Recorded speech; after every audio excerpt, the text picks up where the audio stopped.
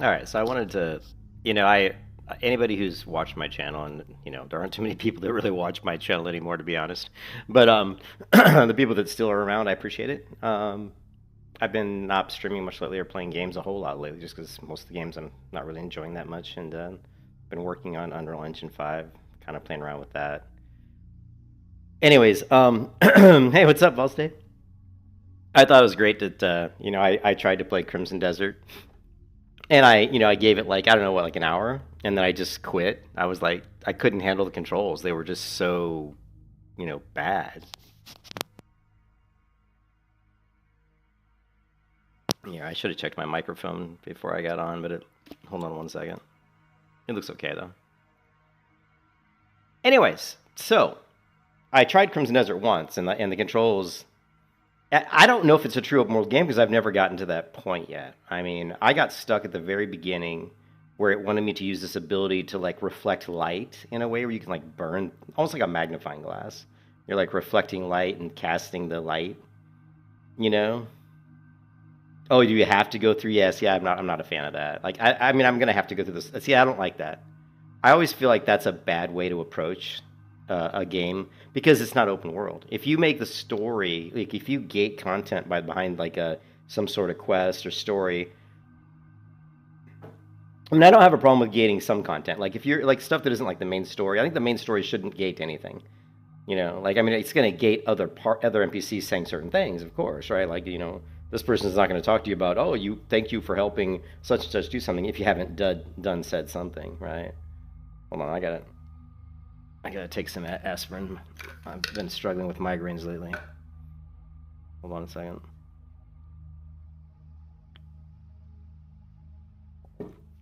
Oh, is that what it is?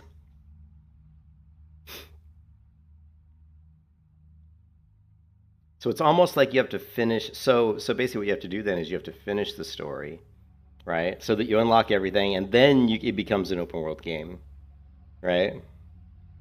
You have to switch the yeah. But but if you go through the story and finish it, then I'm assuming everything's unlocked, and then you can just play it as if you were playing like Skyrim, for example. You just go out and do whatever you want. But anyway, the reason I started this stream is because Blue had posted the link to Renfail here, and I like Renfail. I've watched his videos for years.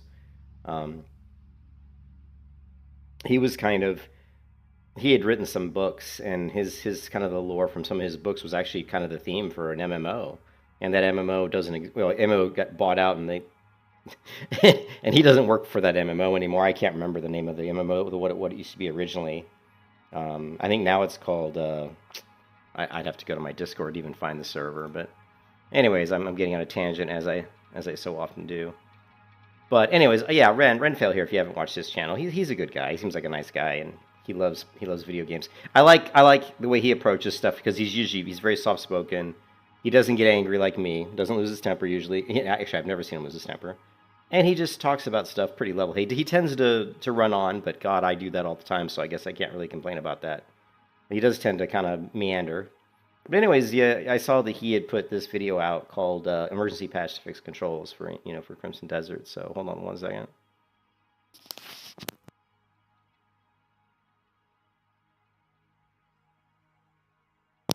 So anyways, I'm so man, I've been having a lot of problems the last few days. I've been really congested and not feeling well, so I think I need to go to the doctor, but I hate to go to the doctor. Anyways, let's take a look. Reactions to the controls.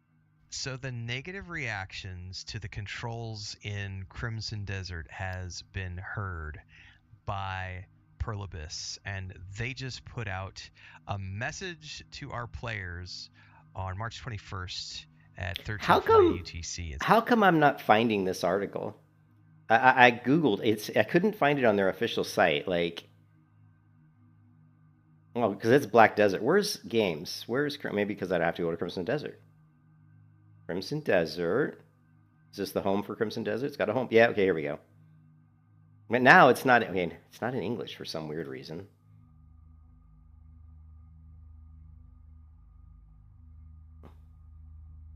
Here we go. Announcements. Here it is. Why does it keep changing the language? Why is the language on my computer like not defaulting to English? I've never had that happen on a website before, but it's only this website that does it. It's like going to like freaking Spanish or I don't know, Portuguese or something. Uh, anyways, It says, fellow Greymanes, it's been a little over 36 hours since launch, and we would like to start with this. but I think what's really interesting here is this part here. It says, we also want to apologize for not providing keyboard and mouse players with a satisfactory gameplay experience. I tried to play Crimson Desert. Within like 2 hours, really only an hour, because I dicked around probably for an hour just with keybinds. After about an hour of gameplay, I refunded the game. I said, I can't play this game. I said, these controls are terrible. So then I saw a post where someone had said that Crimson Desert has heard all the complaints about the controls, and they are working on some sort of a fix. So I said, you know what? Yesterday I said, I'll give the game a try. So I bought the game again. I jumped in, and happily I did find a keybind that would work for the ability that I wasn't able to keybind. I was able to keybind it to the number 5, to the 5 key, which is not my favorite key for keybinds, but it was usable because I still have to hit 5 to reflect the light, and then I have to hit Control key to direct it. So I have to hold down Control and 5 at the same time, which isn't the most enjoyable. Thank you to everyone who. Luckily, I've played MMOs so long, I've got good. And plus, I play guitar, so I have tons of flexibility in my left hand. But, anyways, so I was playing it the second time. All right, hold on. So I gotta fix this fucking. I've got this thing that sits under my chair, and it likes to slide around. It's a carpet, but under the carpet, I've got like a hard piece of plexiglass, so that my computer chair rolls around nicely, but it doesn't ruin the carpet. And that thing likes to slide around. Anyways, so I tried it a second time, and I ran into the same issue. Well, actually, what happened the second time is I was able to get the controls working kind of the way I wanted, but I just started playing the game, and what really struck me again was the slow movement of the character. Like how slow it is just to walk, like how slow it is to turn. Like if I rotate the mouse, if I slide the mouse to the left really quickly, the mouse gets like 180 degrees to 360 degrees ahead of the character's rotation, which feels, just for me, someone who's not used, who doesn't really like that. I like a locked third-person camera, so I really dislike that. So if my character's facing this direction, right? Oh, it's way worse. The combat is way worse than Black Desert, because in Black Desert you don't have that. Like, I don't remember if the Black Desert, the camera's locked. I don't. If it's not locked, it's fairly close. Like, it's fairly synced, And I think I've got Black Desert installed. I don't have. What I'll do is I'll make a video. Maybe I'll make a video if I purchase this game again, because I'm gonna have to purchase it again for the third time. Maybe I'll make a comparison and show people the difference between Black Desert and Crimson Desert, which is really surprising. It's like you've got Black Desert, which has an excellent combat system, which I love the combat in Black Desert. It's not my favorite MMO combat, but it's still very good. I mean, I love it. It's very fun. It's a great combat system. Then you go to Crimson Desert, and it's so slow. So if my character is facing this direction forward, and I move my mouse like this in this direction on my mouse pad, imagine this is. I'm gonna do 2 arrows. Can I do 2? This is the direction the camera's facing, and the red, and the black is the direction the character's facing. So when I just move to the left, let's say I move to the left, I don't know, like 2 inches on my mouse pad, the camera's going to end up rotating probably to where it's facing this direction. But the character is still facing this direction. So there's this huge delay for me, like turning. And I know that this is the way some of these Dark Souls styles games play, but I hate Dark Souls games. Strictly, mostly because of the camera. Because of the way the camera works, right? So the camera seems to be on some sort of a boom, right? Like here's the character, and attached to them seems to be some sort of a camera. And as you move, the camera swings around this way. And as it swings around, it's pointing here. When the camera swings to here, then it's pointing here. And when the camera swings to here, then it's pointing to here. See how the camera feels like it's on this boom that's attached to the back of your character, but it's not moving at the same speed the character's moving. So let's make the character, let's make them now like the orange or something. So if the camera is here and it's facing this way, the character's still pretty much, facing this way. And then when the camera's here, the character's like facing maybe, this way, right? So the character's so far behind the rotation of the camera, and it drives me nuts. It drives me insane. Because my favorite combat system, I've said it many times, in an MMO is probably Terra. And in Terra, it's locked. So if my character's facing this, if I move my mouse to the left and the camera's facing this way, guess which way my character's facing? My character's facing this way, the exact same way. So it feels so much better from a combat point of view. Like no matter where I'm turning the camera, that's the way my character's facing, and it just feels responsive. Like it feels like great response, you know. I think I uninstalled Black Desert literally like 2 days ago because I'm like, I'm not going to play this game anymore. I think I did. Yeah, I did. So I don't have Black Desert installed right now. I just went through my computer. I do this every like few months where I go through and just uninstall like a ton of stuff, right? Anyways. Who's been playing Crimson Desert. Since launch, we have been listening closely to your feedback and doing our best to make improvements to the game. In particular, we are aware of the discomfort many players have experienced with the controls, and we are currently preparing a patch to address this. We also want to apologize for not providing keyboard and mouse players with a satisfactory gameplay experience. Please know that we take your feedback seriously and are working to improve. And if you look, let me show you too. If we go to the Discord, right? Because after I quit the game, after I got out of the game for the second time, I actually went to their Discord. Well, the first time before I even quit the game, I went to the keybind section here, and I posted this right here. I said yes, the keybind, because this is the keybind community help and questions, right? And somebody had created a keybind section, and I said yes, the keybinds on the PC are terrible. I said I actually refunded the game. Then I heard that Pluribus was aware, and this is from yesterday actually. This was from probably really early yesterday morning, right? Because this was like this was right when I refunded the game the first time. So this is probably like yesterday morning at like 3 a.m. or something. Oh, it says right here 7:41 p.m. Yeah, I don't know how that's right. I actually refunded the game. I thought this was from before. Pluribus is aware. I heard they're working on an issue. They're working on making some changes. And so I bought the game again, right? And then I said, but this is pivotal. I said, you cannot have this combat system that has many keybinds and have so many awful restrictions. And then I kind of went through and said, these are the issues, I'm running into. So you cannot rebind keys A and D. So you're locked into your movement left and right being A and D, and you can't change that. As a keyboard player, never, ever, ever lock a keyboard player into anything. Keyboard players on any video game should be able to keybind whatever the fuck we want, to quote, the guy from, what is it, Rounders? John Malkovich. You should be able to keep on what you want. You cannot, and because A and D are hard locked, you can't bind those. You can't change them. Because of that, even doing modifiers on A and D are also completely prevented.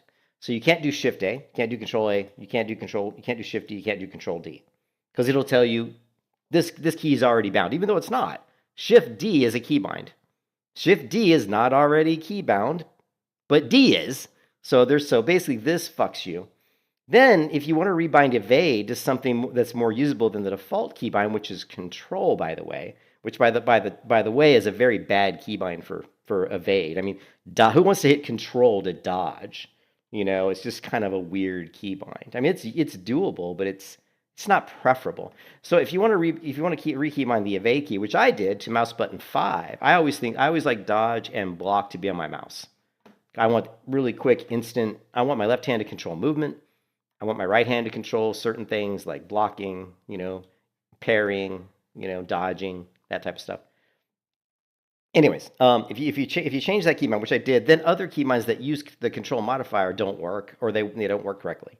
So when I changed the Control for evade to mouse button 5, then the Control left-click keybind magically stopped working. Okay, and I would assume that a lot of the other ones probably ran the same issue, but honestly, I wasn't playing around with a lot of the Control keybinds because there's so much going on in the game when you first play it. You're just trying to learn the basic controls first. You're like, okay, block, dodge, movement feels awkward because I'm used to using Q and E for moving left and right instead of A and D. So I keep hitting Q to move left, which pulls out my bow, by the way. So that feels weird. And then what's funny, I said here, and then I made this quote here. I said, this was originally designed to be an MMO, which I wish it still was, by the way. And then I said, but that is another issue. And then I said, I'm just surprised at the awful key binding situation. But what I really wanted to say here, which I didn't say, which I wish I would have said, is I'm just surprised at the awful key binding situation and how Black Desert's combat feels so responsive and Crimson Desert's combat does not. That's what I wanted to add. Because it doesn't. Anyway, someone gave me a little, and then someone said, this needs to go in the mouse and keyboard related concerns. I'm like, well, I would imagine that I should have responded to, who is this douchebag? Like, who is this idiot, right? And why do I see so few people in this Discord? This is like, I thought this was like the official Crimson Desert. I mean, if you go to announcements, I don't know, maybe I thought this was the official Discord. But, okay, it's the people that are in the channel. Weird. Like, here's all the Pluribus staff. But when I went to here, oh, that's weird. Normally when you're Discord, it doesn't like filter what you see as who's online. Anyways, I'm getting sidetracked like I always do. But this guy's like, use this thread for all mouse and keyboard related concerns, and he links to this one. But I'm like, I didn't say anything, but what I wanted to say was, hey, idiot, keybinds are a mouse and keyboard concern. If you wanted the keybinds to be controller keybinds, why don't you fucking call the channel fucking controller keybinds? I mean, people piss me off, man. Like, people on the internet just piss me off. I'm like, use your fucking head, dude. I mean, I get it. And this does say MNK, right? Which, but if you're going to do this, and also this says control improvements, and this says keybinds, which kind of are two different things when you think about it, right? So I don't know, whatever. I could go on this shit all day long, man. Improve your gameplay experience as quickly as possible. I could just talk about that shit. Issues, blah blah blah. What's really interesting to me, obviously, first and foremost, kudos to Pluribus, the Crimson Desert team, for taking to heart the feedback. It's, in my opinion, the combat feels.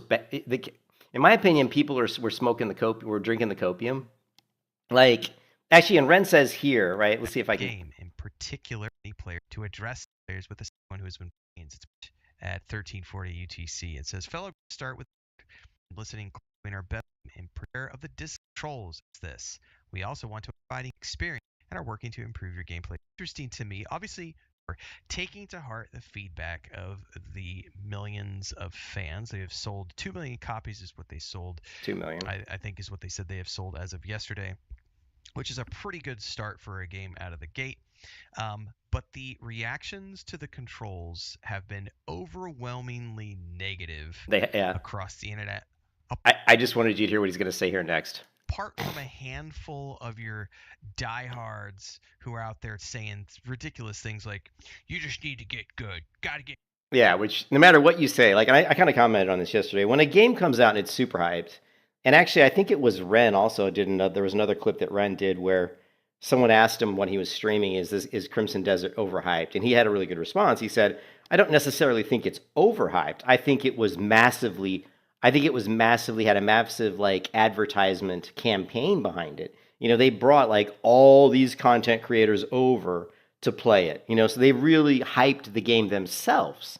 Like, it wasn't, you know what I mean? They said, hey, we'll fly you out to Pearl Abyss, to all these big streamers to play Crimson Desert. Now, you can't release reviews of the game until like a day before the game comes out. But if you pay for people, if you give money, like, if you give people like swag and say, hey, Valst, I'm going to pay for you to fly over here and visit our campus, and I'm going to give you a free Crimson Desert t-shirt, and I'm going to pay for, we're going to have free food and drinks, you're probably not going to be like, fuck those guys. You're going to be like, oh, that was pretty cool. That was pretty nice. They invited me, blah, blah, blah. I mean, you're more likely to say something a little bit nicer because they did all of those things for you, right? So it wasn't necessarily the game was overhyped by the streamers as much as they had a really good advertising campaign driving the hype meter, because they had so many people testing it out months ahead. They built it up, they were really smart how they advertised it. They let people release tidbits. It's like, okay, you can play just 2 hours or 3 hours of the preview and you can just comment on that, right? But you can't comment on the whole game. You know, and there probably might have even been more restrictions. And so they kind of did this little piecemeal. And then as the game got closer to launch, they start letting people release a lot more information. And so that naturally built up the hype meter. But the thing is, like, I was genuinely really surprised by the combat, because when I was watching Wolfhard FPS's, you know, his gameplay, his review, I was really surprised, because I watched this video, and I watched it on stream, by the way, and was talking about this just the other day. And kudos to somebody, because somebody gifted me a membership to Wolfhard FPS. I don't know who it was. I don't know if it was Wolf himself, but whoever did, thank you. I don't know who did that. Anyways, so if you go here, I want Pearl Abyss to make a game like Tribe right here. Oh, that skill to exploit can be frustrating. And when you watch the combat here, personally, when I watch this, combat looks pretty good. We're going to mute it. If you're just watching this, right, as he kind of fucks up trying to get up here. Okay, like he moves, you know, he's like attacking, looks pretty good. There's a lot of these like slow, impactful things. I think it's interesting with combat systems. You can watch a combat system, but you don't really have a feel for what it feels like until you actually play it. It can look good. I mean, I've seen hundreds, if not thousands, of combat systems in games, right? And this looks similar to games I've played where I probably liked the combat system, but this doesn't feel good. Like when I play it, it doesn't feel good. So he picks up this guy, and the closest thing I can compare this to when I watch this video is Vindictus. And I mentioned that when I watched this a couple days ago, like yesterday, I think.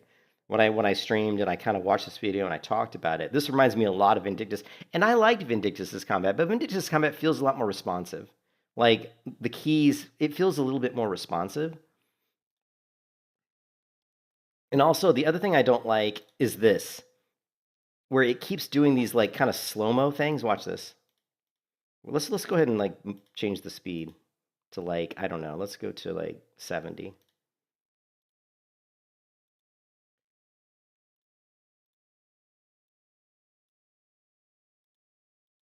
Like this is like he's doing combat, and then you'll see like when the mob gets dead or low or something, the game automatically goes into this weird mode where it kind of fades out the color of the screen, and the game kind of slows down a little bit, right?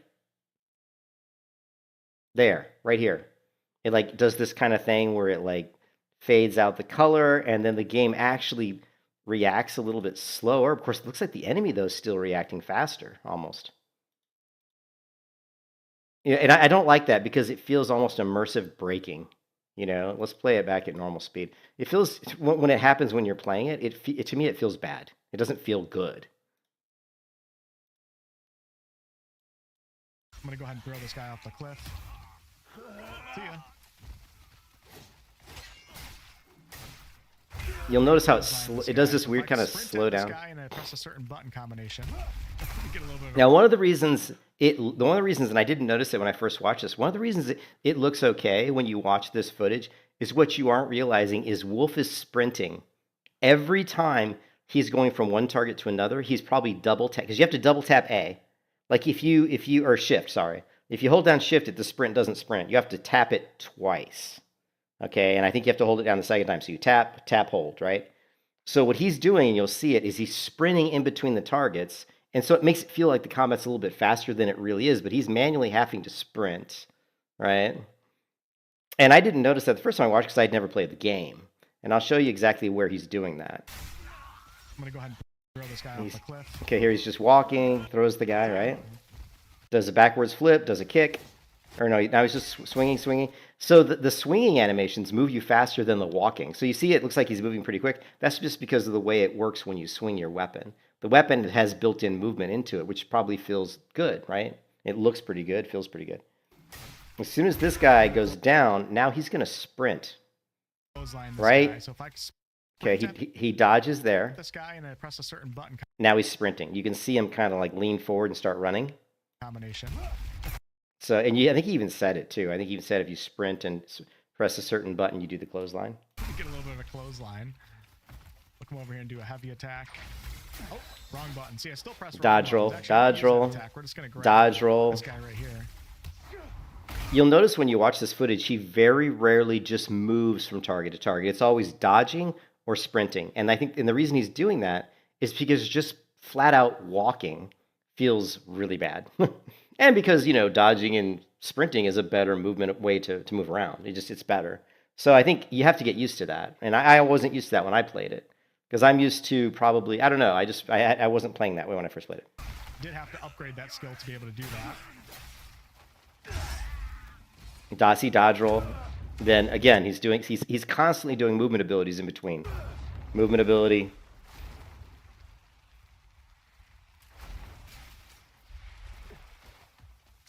Okay, he actually walked a little bit there. Dodge roll. Swing, swing, dodge roll. He always dodge rolls after someone dies. You notice that? He does it every time. Right here, and I came into this fight with low health, so that power fantasy. Okay, that time he does it. Now he's sprinting, clothesline. Exist when you're facing a lot of just the basic dodge roll. In this game. Let's go ahead and switch to duo. Although for him, dodge roll just is like a quick dodge, like kind of shuffle back. I'm gonna parry this guy. Parry, and by the way, I could not find parry. I couldn't even find parry on the keybind section, so I don't know if that's something you learn. I couldn't find parry in the game anywhere. It can be really good, and it feels really good in some ways. Like I want Pearl Abyss. He was also sprinting again to make a game like this, but for Middle Earth. Anyways, I'm just surprised that he says it feels good, because when I play this game, it feels terrible. But I think Wolfheart even talks about it on this. Is he's more of a Baldur's Gate type player. He plays a lot of RPGs. I always found it funny that his name is Wolfheart FPS. I mean, he must have started off his channel as an FPS gamer or something, because it's kind of funny. Let's go videos and go to like the oldest, right? Let's go oldest and see if he's playing like FPS games. I don't know what he's doing here. I guess he's doing vocals. I didn't know he did vocals. I've never gone back and looked at this guy's old content. Apparently he was a singer. Kind of creepy looking, actually. We gotta listen to one of these. Oh my god, look at this shit.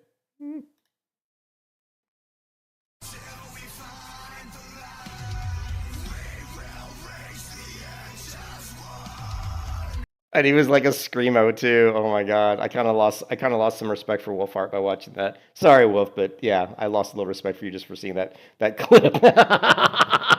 I just lost some respect for you for your screamo shit.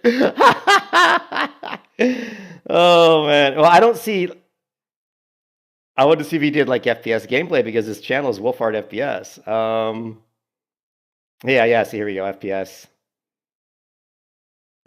Yeah. So you can tell, look, FPS games. He started off as an FPS gamer, and then eventually he started going into MMOs at some point.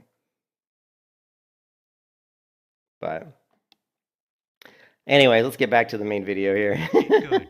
Learn the controls. So he was saying, yeah, like get good, learn the controls. It doesn't have anything to do with that. I think there's definitely people out there that are okay with a slower movement combat system, because they've probably played games that are like that.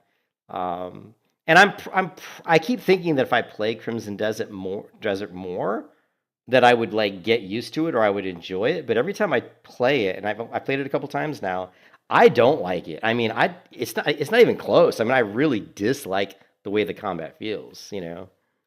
Get good. If you can't get good, you shouldn't be playing this game. Go home if you can't play this game. Learn how to play. Especially, I think the most disingenuous were the content creators who were mocking some of the game journalists and press outlets who complained about the control scheme and calling it clunky and unintuitive it's hindering incredibly their clunky enjoyment of the game. There was this general outcry from a very small vocal minority of content creators who were like, get good, you're not a real gamer because you can't figure out the controls. And as we can see, that's not actually the case. No, it's not the case. Pearl Abyss has recognized that their control scheme is not up to par. It is doggy do, and I'm glad that they are patching it. It's definitely been. But the question is, Ball State. Oh, I also saw your. I'm not gonna lie. I saw your post on Turtle WoW, and I got to admit, out of all the versions of WoW that I would go back and play, Ball State, Turtle WoW is probably the only one I would consider. The only reason I think the reason we stopped is just because I can't. I just didn't like the old client. The only reason I stopped playing Turtle WoW is I didn't like the client. You know what I mean? If they could just get it up on a modern client, like there's so many private servers, like the Wrath of Lich King private servers by Warmane, for example. If they could just like do Turtle WoW on like a fucking modern client, I would probably go back and play it. But I just can't deal with that clunky old client. Gotten used to it by now, but there's a lot of issues. Like I was showing this off in the video we did earlier today about why I kind of don't feel comfortable recommending this game right now to a lot of people because of how bad the controller schemes are in regards to like harvesting and I haven't even tried. I haven't even gotten to the harvesting yet. I like can say that clicking things, like clicking items on the ground and like picking them up is difficult. Like you have to move your character up to the right item and hit the E key to grab it. But if there's like a lot of items kind of close together, it's kind of a pain. You're kind of like jockeying around trying to get your character position just right so it highlights just the item you want. And it's not like Skyrim, where in Skyrim you don't really care too much because you'll just spam your key and grab everything. You're like, I don't care. Let me just grab it all and I'll worry about it later. I don't think you can really do that here because your inventory fills up really quick. how hard it is to like pick objects up because the hitbox is so tiny on things and you're trying to hit the square button and then doing crazy things like since when is square, like, you know what I mean? I'm gonna grab my PlayStation controller. It's like, since when is square to like jump? That's a coffee stain. Don't pay attention to my dirty PlayStation controller. When is square jumping? It's almost always X, right? Or how about needing to hold both of these two buttons to do like that power attack that they teach you in the very first of the game, the beginning, and then like the need to like mash the sprint button to move your horse instead of just holding it down, or to mash it to run. Oh yeah, that's another thing. Like when you're sprinting your horse, like it's really weird. Like the regular sprint with your character, you like tap A twice. You tap it once, and the second time you tap it, you hold it down to make your character start to sprint forward. That does not work for the horse. When you're on the horse, you would just assume, okay, I'm going to tap A and tap it again and hold it down. I'll sprint just like I do when I'm not on my horse. You have to just keep smashing it. So you have to go A. You just spamming the key. It's like pumping the brakes. You're like pumping the brakes to slow a car down. Well, you're pumping the gas pedal on your horse to try to get it to go. It's like go, or maybe they think it's like you're hitting the back of the horse's butt with the, what do they call that? The little thing that I can't really. I'm not a equestrian. What do they call that? That little thing you use to hit the horse to get him to go. Anyways, it's like that. Whack, whack, whack. Go. I mean, there's just some really wonkiness, and then needing to like constantly go into. It's a writing crop. Yeah. How can this is why I'm getting old, Valste. This is why I'm getting concerned. I'm legit getting concerned about my mental acuity. Like as I get older, I keep forgetting things, and it's to the point where I'm actually concerned. Because you've heard me on stream where I'm like, I can't remember things. It drives me nuts. I know I'm old, but I'm not that old. I'm only 56. My mom's still alive, and she's 90. So hopefully I got a long ways to go before I'm 6 feet under. So if I'm starting to like my brain's starting to fail me now at 56, I'm gonna be fucked by the time I hit 90, right? Anyways, but I think the same thing happened. I think it's a thing in my family. My mom and my sister both have had the same issues. So I think it's something that I'll probably just unfortunately have to deal with. Yeah, so I don't see myself playing this. It's really a shame because the game looks really beautiful. He made it to 86. It was weird because they said he died, like, it was kind of sudden, and I don't think there's been a statement saying how he died. It was like he was working out or something and in good spirits that day, and then all of a sudden there was like some sort of an emergency and he was taken to the hospital and he died. So I didn't see like an update on exactly what the cause of death was. Yeah.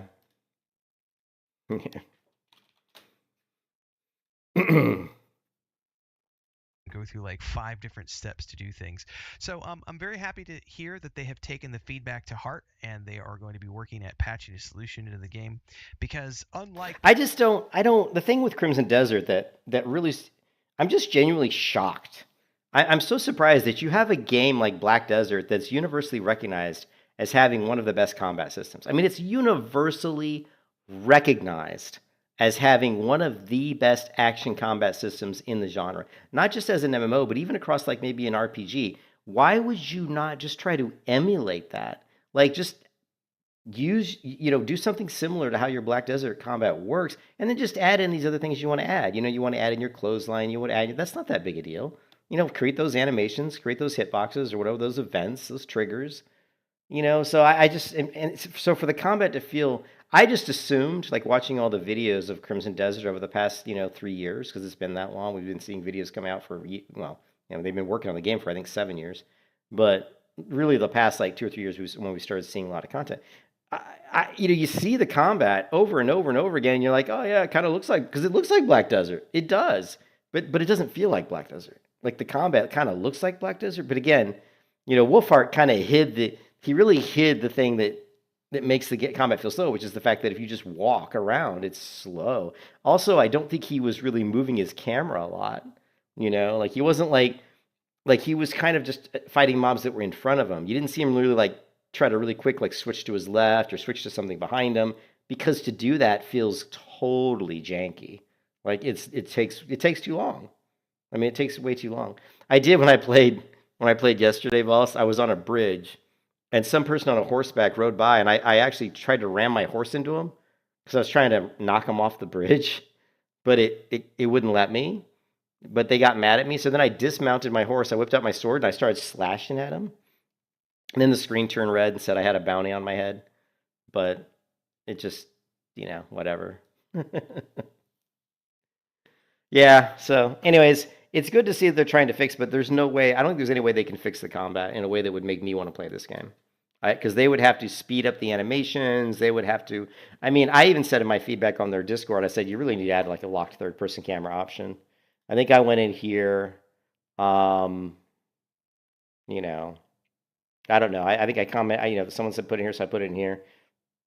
Is anybody like shifts? I think the real main concern with the controls is how are they going to fix it? There's some things that would be a quick fix, like allowing keyboard and mouse to rebind whatever, which is what we need. But on a controller, I think the nature of the issue with the controller is tied directly to how many combat options there are. Yeah. So yeah. Well, here's the thing. Like if you're on a controller. Well, I get, if you're on a PC, just don't use a controller. But if you're playing PlayStation 5, you don't really have much of a choice. Yeah, arrow keys to move is, I don't mind. Who the hell's going to use arrow keys? Are you talking about on a controller? You're not using arrow keys to move on a fucking keyboard. That would be weird. Here, binding flash finisher isn't working. Yeah, this didn't work for me either. The binding flash didn't work for me either. Once I changed the evade keybind. Anyways, let's get out of here. We see what they're doing. I don't know. I don't know what they're going to do. Like, I don't know, like, I did not know that Wolfheart started out as a Screamo person.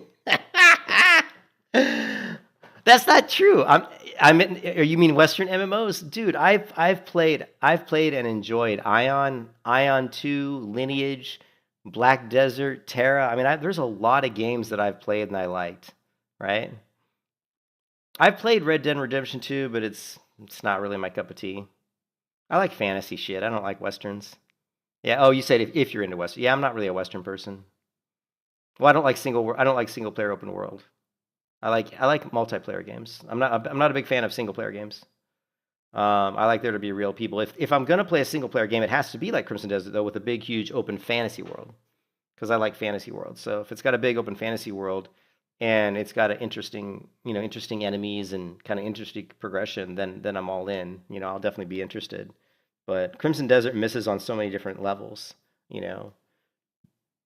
For me, really locking areas behind the main story, I think is a stupid decision. And just the combat feels really bad. It just feels really bad. And also, even just the climbing, like even just the character controls in general outside of combat feel bad. Like he said, and like I said, picking items up off the ground, like he said, the hitbox, very difficult to easily, like if there's 3 things on the ground right next to each other and you're trying to pick out the one in the middle, it's not easy. You have to angle your character just right. And then just climbing, like trying to climb cliffs and stuff, it doesn't always work for some reason. I don't know if it's because you're just not angled right. So I experienced a lot of issues where it just didn't hit. It wasn't accurate. There were too many times I'm hitting buttons and doing things and the character wasn't doing what he was supposed to do, and I couldn't see any reason why. I'm like, why is he not doing what he's supposed to do, I know. Like I can't even get it. And what's weird, Voss, is if you look at Crimson Desert, there's so many character models and characters walking around in Crimson Desert. They're just blatant models ripped right out of Black Desert. I mean, there's like these ogres and shit. I mean, they look almost identical to the ones walk, and even the animations are the same. Like how they're like they have this one guy who's like a blacksmith, and he's up there hammering on the anvil, and I swear they just pulled that right out of Black Desert. It's like identical. And I know that the Crimson Desert engine is up. They've even said it's a modified. It's the same engine that Black Desert used, but it's modified. So it's a modified Black Desert engine. So it's like, how do you go from that combat to this combat? I don't know who's, yeah. So at first I thought the reviews, some of the really bad reviews were probably off base. And then I think it was you, and I feel like shit right now. I don't know why I feel crappy. And then I think it was you who said that their stock dropped on the release of Crimson Desert. And you know what's funny is it's continued to drop.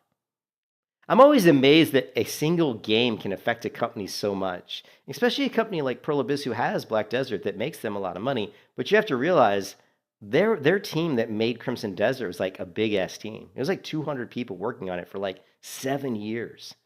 It was like a $2 billion investment or something, or like some crazy, it wasn't billions, but it was some crazy amount of money that went into the development of Crimson Desert, like a crazy amount. And my thing is, the thing that I have to ask, and I don't get, is how can you spend 7 years making a single player action adventure game and in any way recoup your money? How are you going to recoup the money? Most MMOs take, and I know it's not a Western MMO, but it still had to take them a couple $100 million to make the game. Now, they said they sold 2 million copies, right? Well, 2 million copies times 7, what is that, like 140, $1 million. So they made 140. So I mean, that's some. But, you want to make a profit. 2 million copies doesn't even get them back to even probably, and there's no monetization in the game, so yeah, they couldn't reel in the scope. I mean, the scope was kind of all over the place. They're like, and I think someone had said it in one video where they said it pulls in like all these different aspects of all these different genres of games, and like Red Dead Redemption and this and that, and I don't remember what they all were, but it was a lot of different things. And that's something like when you sit down and you're making a video game, the very first thing you have to get is what is the goal of this game? What are the core tenets of this game? What is the purpose? What is the game's purpose? Right? Is it an FPS game? Is it an adventure game? Is it a puzzle game? Is it a side scroller? Is it a turn-based game? Is it a card game? First you have to decide what is the core design, and then once you decide that, then you got to say, well, what are the systems? What are the core systems of this game? What's involved in the game loop? Because when you hit start on the game starts. What are the repeat things that the player is going to do that brings a sense of enjoyment that wants to make them continue in that loop? Do this, do this, do this. It's got to be a cyclical, right? Like when you think about an MMO, it's like, get to MMOs are pretty easy, right? To figure out the kind of the game loop. You're like, okay, well, I'm going to level up. I'm going to get, and then I need to get gear that makes me stronger so I can fight these stronger monsters. And then I'm going to get higher level, and then I've got to get better gear and better abilities to fight these next level of stronger enemies. And then the same thing with my crafting. I've got to level up my crafting and my material, my gathering skills so that I can continue to craft stuff that's relevant to my level. That's one way to do it. There's different ways to do it, but yeah. Yeah, I don't know why they went with like the weird like steampunk elements. That was a little bit strange. To me it didn't like, it felt like somebody just threw it in there for like, hey, look, cool, we threw this in there too just for fun, Somebody at Pearl Abyss let the Crimson Desert team go rogue for too long. Like there was somebody there that didn't to rein them in, and that's obviously quite clear. And at first, when I saw the stock plummet after the release of the game, I thought this was harsh. But now, after seeing the way the game's played, and I've played it a couple times, I don't really think this is harsh. I think this is probably a pretty realistic estimation of. I think this game is probably going to be a pretty big disappointment overall. Unless they really patch the game like hardcore, unless they pull like a And it doesn't have to be as much as a No Man's Sky, because I think No Man's Sky just wasn't a finished game. No Man's Sky, there was all this stuff that just wasn't complete yet. So for No Man's Sky, they had to complete everything. But for this game, I don't think it's necessarily completing things. I think it's fixing things. You've got to fix the combat. You've got to fix the controls. You've got to remove some of these locks in the game. You've got to let the player have more freedom. And if they do all those things, then I think they can easily, turn it around. But for someone like me, it'll be almost impossible for them to fix this game in a way that I think I would enjoy it, because I just think to make the combat system the way I want it to be would be way too big a change. I want them to put in an option to lock the third-person camera.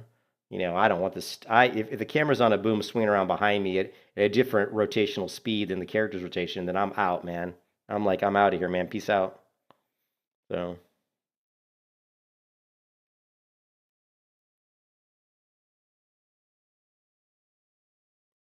Why do you say it's fundamentally flawed? What are the fundamental flaws of the game? I see people playing it and really liking it. Like Wolfhard FPS seems to love the shit out of the game.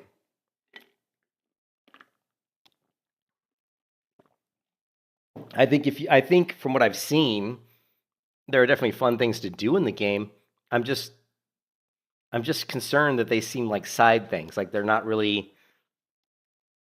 I'm a little concerned. It almost feels like the game's not. I think like when you have a game like this game that's like an action adventure, I feel like the game should be more focused on the story. Like if you play like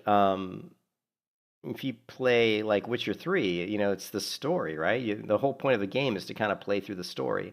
And then if you play a game like Horizon Zero Dawn, it's the same type of thing. The purpose of the game is to kind of play the story and complete the story. And that usually when you do that, you've kind of beaten the game. You might be able to go back and play it with a different difficulty level or something, right? But I feel like this game hurt from the fact that initially it was going to be an MMO. And I felt like they built a lot of stuff to support an MMO and then pulled the rug out of the MMO idea and said, well, let's just make it an action adventure game. But they didn't really make it an action adventure game because the story, from what I hear, you can get through the entire story pretty quickly. Well, not super quick, but you can get through the whole thing in like 30, 40 hours. And after that, you're playing the game to experience the open world and all the side content, which is fine. But once you've done all that open world and side content, then I guess you get your money's worth, right? I guess, I don't know. I think it's almost like the game's fooling you. You know what I mean? The game's it's like fooling people. It's like saying, well, we've got fishing, we've got some crafting, and we've got these really cool like hidden things and hidden kind of like dungeon areas that almost makes it feel like you're almost in like an MMO. But you're not in an MMO really, because there's no other players, right? And you've got these other characters you can play, but like you said, you can't progress with them. It's just weird. It's this weird. It's like it's like smoke and mirrors. Like they're showing you these things that make you feel like, oh man, this is almost like I'm in an MMO, but you're not, And then if you try to think of it as just an action adventure game, it's like something like Witcher 3, it really doesn't have the depth story-wise at all of like a Witcher 3, right? And it's not like a Baldur's Gate where it's much more in depth as far as systems, as far as like, it's not like you're picking up NPCs that are going to team up with you that you control, like a Dungeons and Dragons type party thing, you know what I mean, like that. So I don't know. So it just feels like to me like the game's trying to do too many things, but it really hasn't done one thing super, super well. So yeah, Timu Jon Snow and fuck Jon Snow, man. I'll tell you what, man, I spent 3 hours last night banging my head on a wall trying to fix my Unreal Engine. Fucking, animation linked layers. You want to talk about a nightmare? Ugh. And it's funny, I had like an active demo working where I'd implemented like some animations for my character, and I had the dodge animation working pretty good, and the character's walking around and jumping and stuff pretty good. And then I was reading a bunch of, and then Blue sent me an article on, the correct way to set up your stuff is like with leaked animations. And I'm like, oh yeah, I read that, and I'm like, wow, this looks really cool, and I go in and I create my blend spaces, right? I create my my warrior locomotion here, and I've got all the different positions. Like at this particular position, at 0 point, when I'm moving at this speed, which is I'm not moving at all, I show the idle sequence, and there's these different points in time. If I'm walking this direction at this speed, this is the animation. So all these points on this graph are telling the engine what animation to play. If I'm moving this direction at this speed, play this animation. If I'm moving this direction at this speed, play this animation. And I had to manually plot all these points, and that was just for combat and non-combat. And then I had to go into my layer implementations, and I had to go into my dual sword. I had to go into the full body locomotion and set. I went back and forth on this freaking locomotion setup like so many different times, and then I go into my main blueprint, and oh my god, setting this guy up. Oh, I went through so much shit. I bet I've put in about 30 hours on this project so far. And all I've got working right now, this is what I've got. A character that zoomies, right? You can see I got rubber banding going on. When I jump, my character's moving to the right for some unknown reason, right? So that's like 30 hours. But the whole point of doing it this way is I implemented an interface that has full body locomotion, skill cast root motion, knockdown, weapon idle, skill cast in place, stance override, hit reactions, and channeled skills, whether you're doing a channeled skill. So I've got all these interfaces that I've defined. And then when you go into my main blueprint, when you go into the class settings here, you can see that the implemented interface is that interface that I've created. And with that interface, we're basically getting out of the box those animations. These are the animations. The interface has defined animation layers. This is called linked animations, right? So, and then because of those linked animations, we have them here. This would be the full body locomotion. So this is really the linked animation layer. So all the purple ones are the linked animation layers, but the only one that's truly implemented right now is the full body locomotion. But anyways, fucking 30, 40 hours working on this. And man, and then if I show you the other project I probably did in about a third the time, right? But that what I'm doing is setting up a combat system kind of the correct way. Now you've got this one, as you can. Oh wait, I grabbed it automatically loads the last project that you worked on, unfortunately. So let's load this one.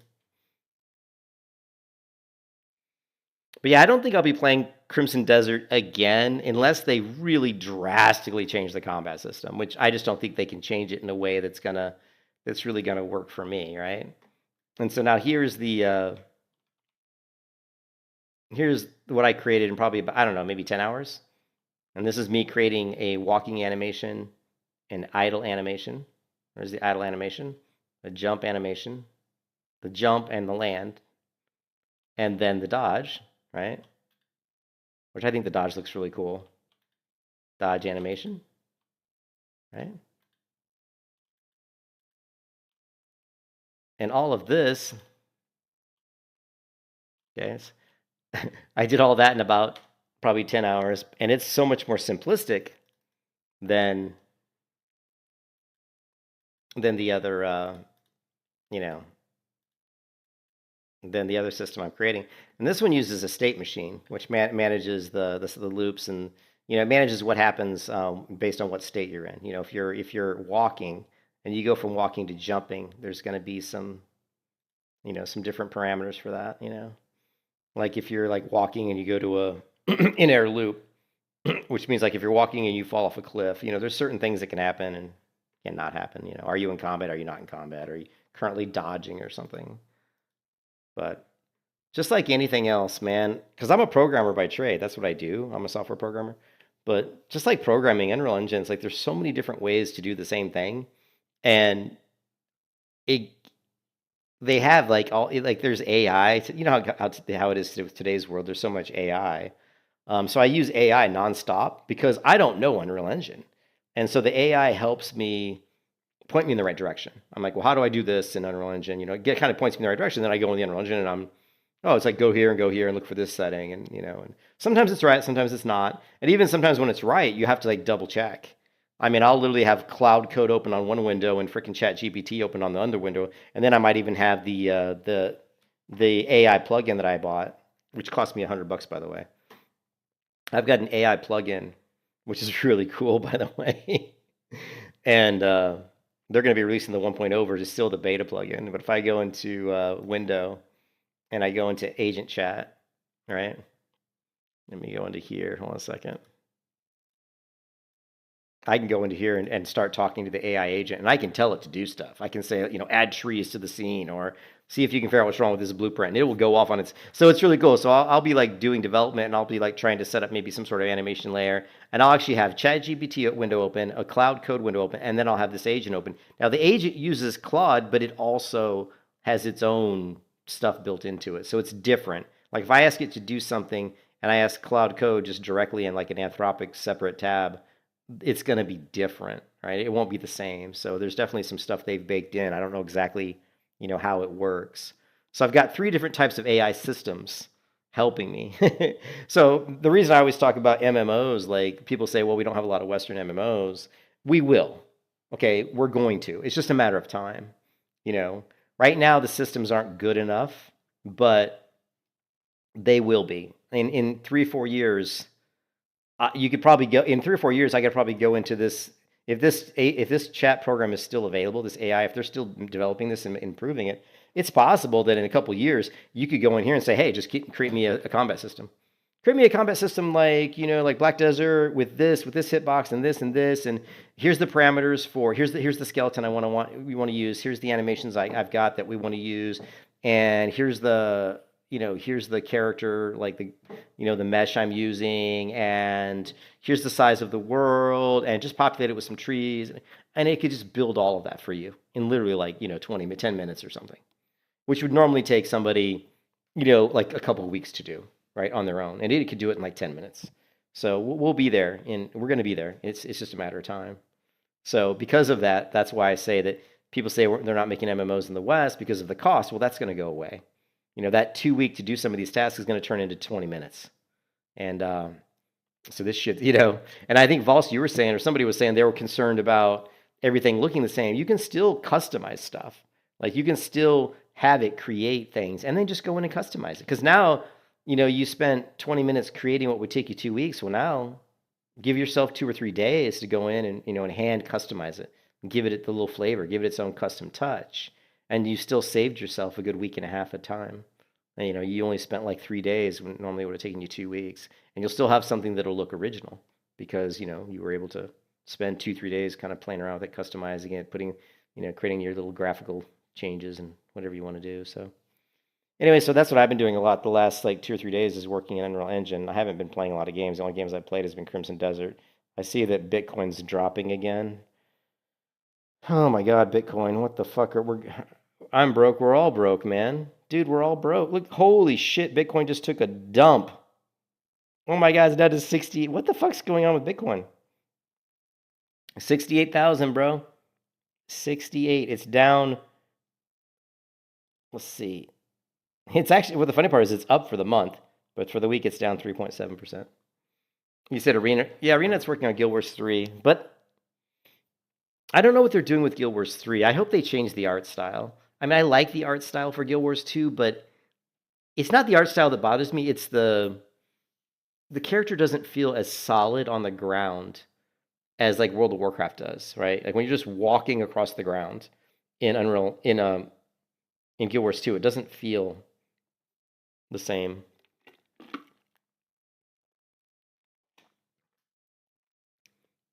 They just announced a nationwide blackout. Yeah, I don't know what's going on. Bitcoin just dumped like 1% or something. So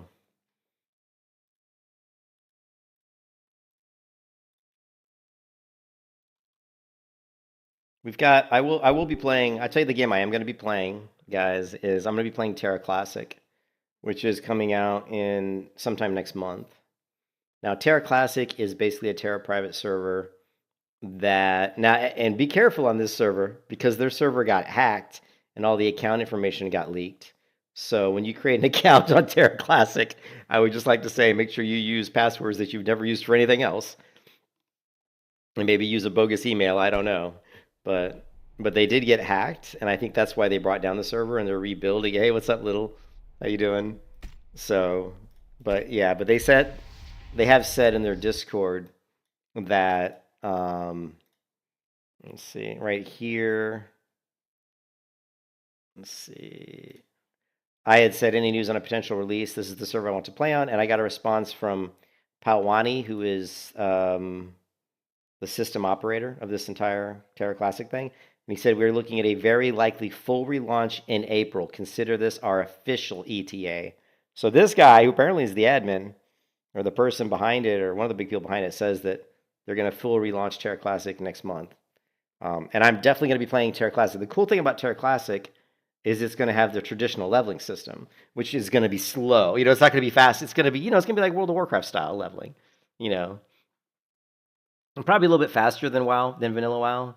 But it's still going to be pretty slow. Like leveling to I think the max level is, I don't even remember what the max level was. I think it's 40 or it might be 50. 50?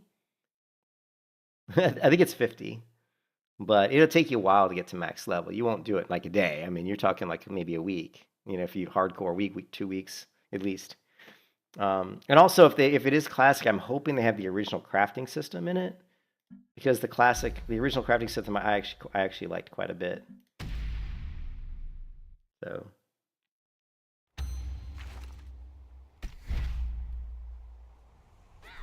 I don't know why every time I come back in, it doesn't seem to retain my settings, I don't think, for like the HUD.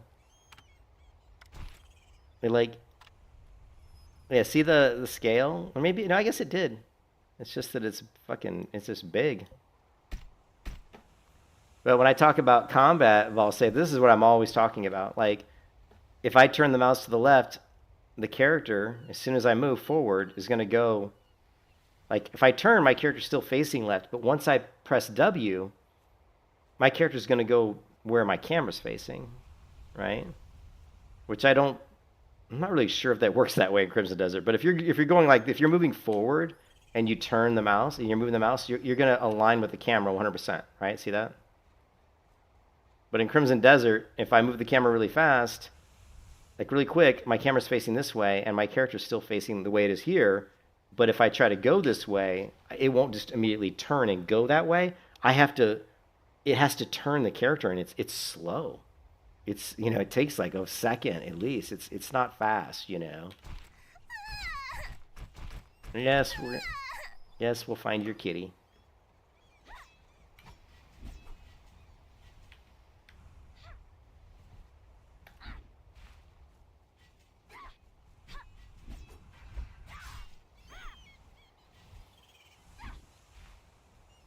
Yeah, but the Terra combat system is my favorite. I don't really think there's a combat system I like more than Terra's probably in an MMO, just because of how responsive it is.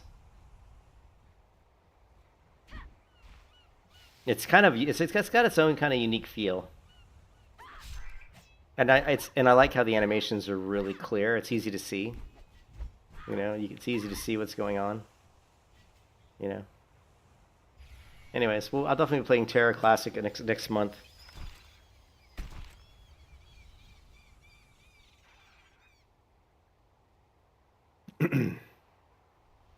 Now I need to get back to my Unreal Engine development, guys. So I'm probably gonna stop the stream. I don't think you guys want to see me dicking around with that. I gotta check my Claude. Unfortunately, I've got Claude Pro. I can't believe when you have Claude Pro, you still only. There's a limit. There's actually a limit on it, which I don't think ChatGPT has a limit.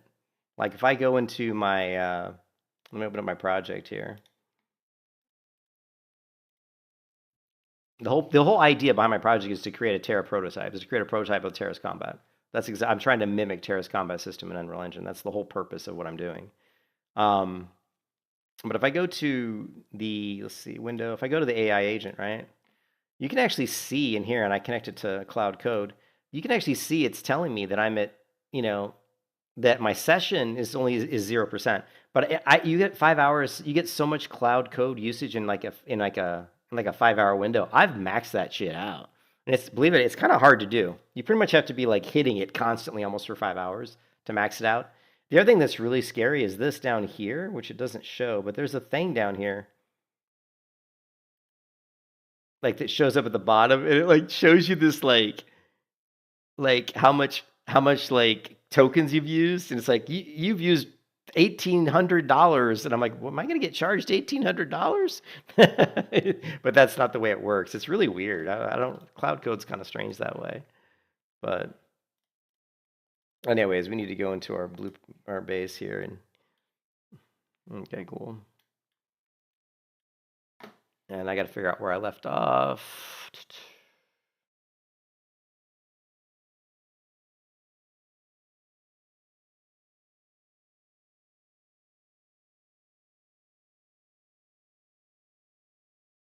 You can see here, for example, the AI agent's pretty cool because I was having the issue of the rubber banding, right? And which usually has to do with the root motion. So if we go here and we look at, if I just move the character forward, you're going to see how it's going really fast. But notice how it moves a certain distance and the character kind of pops backwards. And the reason that is that rubber banding is because the capsule. Let's see if we've got a. I can't remember how to view just the capsule. Is that? Is it? Now, we don't see it here. Is it under the mesh itself? Let me take a look.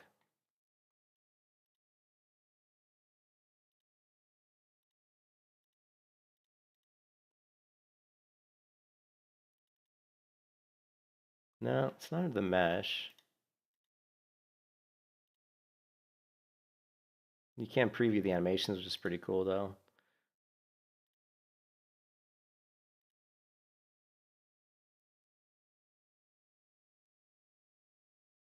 They got a block. What's the block look like? Oh, they've got like a block loop. I didn't know they had block. We might end up implementing that eventually.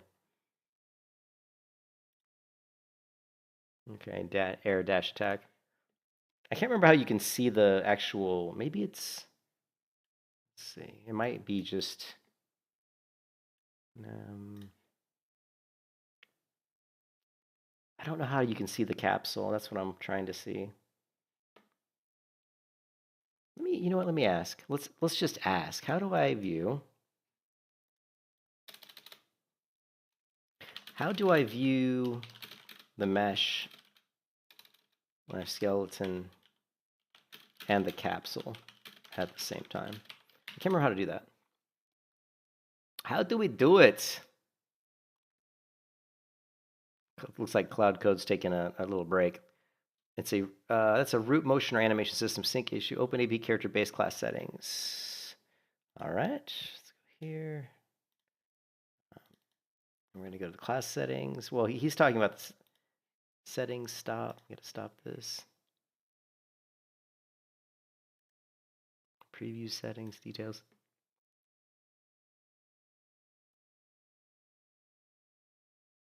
Yeah, I don't want to set. I just want to visual. I want to. This thing thinks I want to like change the settings. Anyways, I don't know where you can actually see it, which kind of is annoying me. There's a place where you can actually see that. But anyways, whatever. Hope you guys are having a good day. Let's go ahead and see. Let's test out the AI chat, though.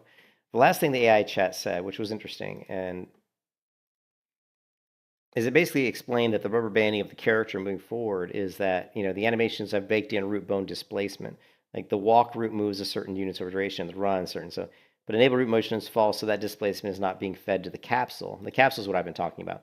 Instead, the character moves the capsule independently while the animation also tries to move the root bones forward. Then the mesh gets snapped back to follow the capsule every frame, creating the rubber banding. Enable root force lock. And I'm just going to say, I'm going to ask the AI to do it for me, right? I'm going to say, can you enable the force root lock on the animations to fix the rubber banding for me? But he wants me to reduce the walk max speed to 300. But is this something you can easily roll back if it does not work? I want to make sure you can roll back. I don't know why it's still like typing for some reason. Let's see.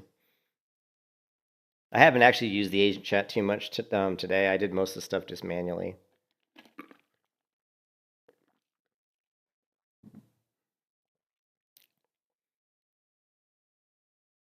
So what it says, yes, it's a single Boolean property per animation, trivially reversible by setting force root lock equal to false again. So every animation, there must be like a force root lock. Let me first try to get the full list of animations in both blend spaces so I can hit all of them. So if we look at the blend spaces under the warrior here, we can see the animations here. Here's the asset browser. So we can see like the parry. Let's see if we can just find the walk, the idle or the walk animation. And so there's all of these. I had to manually like set up a lot of these.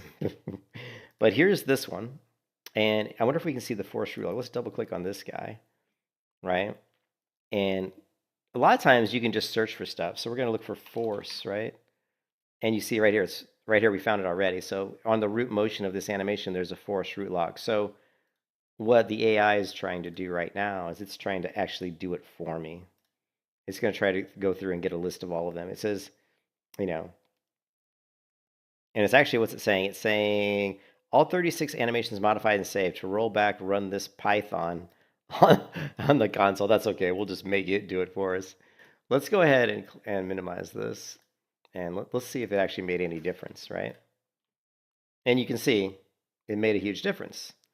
Now, we still have an issue with the jump, but the AI fixed our running forward animation. Because remember, it was rubber banding? So it enabled the root motion on the animations. We still have some issues with the start-stop here. You can see there's a lot of weird kind of glitchiness. I'm also not sure this is my favorite. It's just because it's the male. I was using the female one before. But there's a weird glitchiness when we go left and right, where you can see like this kind of the runs. I don't know, it's just something to do with the blending, maybe. We still see that when we jump, it's doing, it's trying to like turn the character to the right for some reason when I jump. And I think that has to do with it doesn't know that we're in the air. So I think our, I think it's this, I always can get confused which one's which. No, it's not this one. It's the character base. Everything kind of derives off the character base. Yeah. Right now, we're only handling the full body locomotion, which is just walking, just like walking the character. Eventually, all these are going to be hooked. They were hooked up, but they weren't working correctly. I basically was trying to limit, I was trying to debug the issues that I was running into by having like the weapon idle and the skills. All these different animation layers were linked to these different these different blend modes and blend poses, and is channeling skill active, is knockdown active, and certain things are going to cause, certain animations not to play. Because at the end of all of this, what you're trying to say is at any point in time, based on what the character's doing in the game, what is the pose that we need to see? Am I knocked down? If I'm knocked down, then the output pose is going to be playing probably the full body knockdown pose, right? So if you're knocked down, this would be the one that's going to be getting played. If we're channeling a skill, we should be playing the channeling skill pose. So, and all of these things should be linked up to the correct appropriate animations. But here's the layer, here's the instance class, and then binding. It's the default animation graph node binding, which that's interesting too. I don't even remember how that's linked up. I probably set it up. Like a lot of these I don't think are configured. So if we go to the locomotion,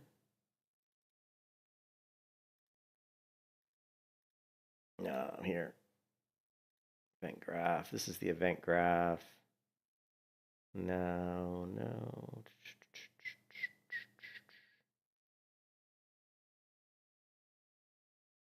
This is just handling like this is just updating the animations. It's trying to handling like what's happening when you move. Like it's getting velocity and it's setting, like when you start to move your character, it gets the speed and the direction your character's moving. And it's handling some of those things. I get confused between the event graph and the animation graph. But I think the animation is just handling animations. It's like, what animation are you seeing, right? And the event graph is handling the events. Like when you move your character forward, are there certain values we need to calculate? Are there certain like mathematical computations that, that need to happen? And here, get linked animation layer instance by class object. So we're actually going and getting the linked animation layers, and we're saying and actually it's weird. This is weird. We're getting like a reference to the base class. We're saying we're saying cast the animation layer to the AVP Warrior dual sword, right? And then based on that, we're saying create a reference to this object. And then I don't know what the self is for. It's weird. It's like setting the reference equal to this. It's like we want to create this variable, which is a reference to this, and then we're just going to say set it equal to, I guess, this. Yeah, this part's a little confusing. I don't really quite get that. Also, the full body locomotion looks different in the other one. We go to animation layers here. You'll see it's got a blue. See the blue here? I don't know what the blue means. I think it means it's just implemented. Right? Oh, wow. Look, you can actually see I never noticed this before, but you can see all the animation points, the plotted points on the Warrior Locomotion. That's interesting. I didn't know that was even, that showed up like that. Anyway, so as you can see, it's quite complex. It's quite complex, but the whole point of what we're trying to do here is to create a Terra-like combat system. And you can see that this doesn't really look like it's created correctly because this well, no, maybe. This pose doesn't look right, but you can see this idle pose looks correct. See how he's doing an idle animation? So, yeah.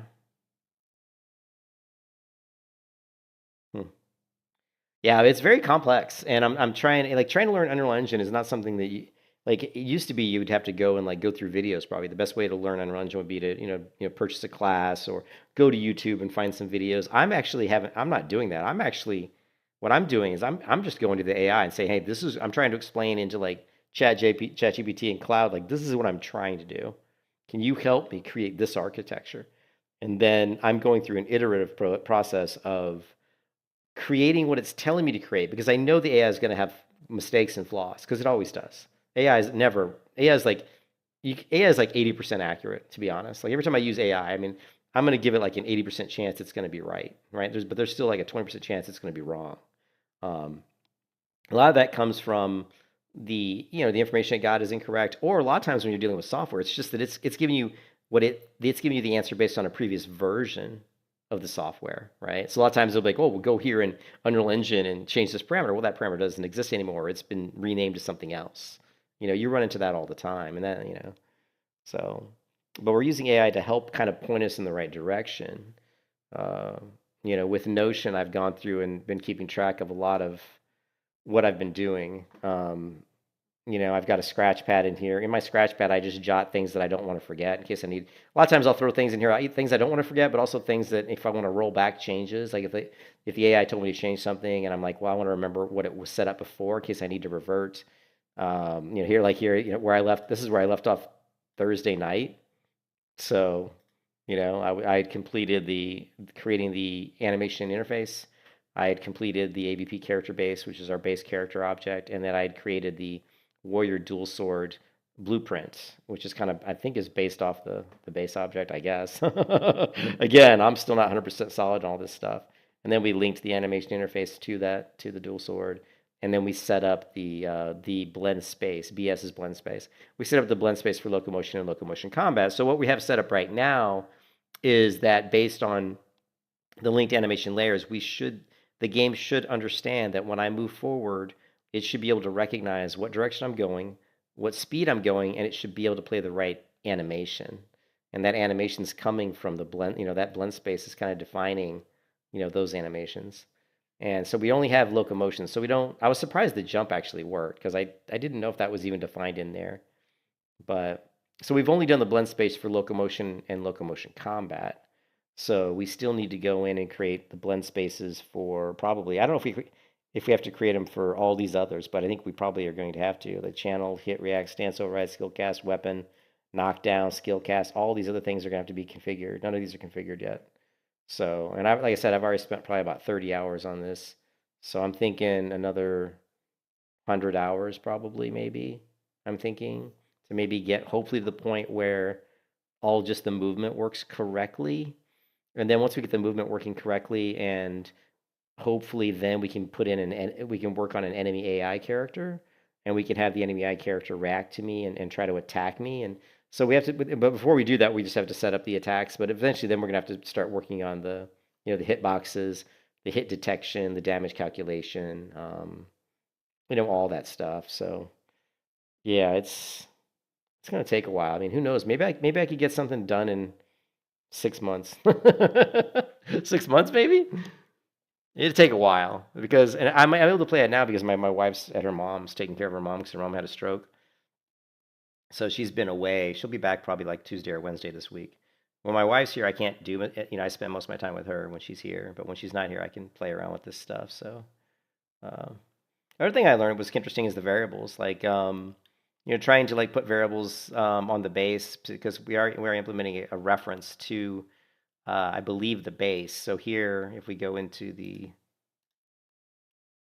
and this is where again I have to probably go back, but you can see here we're creating our character reference, and then we're using that reference in the warrior, right? So in the warrior, now you can see here we're saying, hey, create an instance of our animation instance, and then we're saying cast it to the ABP character base. Also, if we go into the event graph, or where is it? Yeah, we just have the full body locomotion. I'm trying to figure out where I actually use the references though. Boolean is in combat. Let me try. Let's see.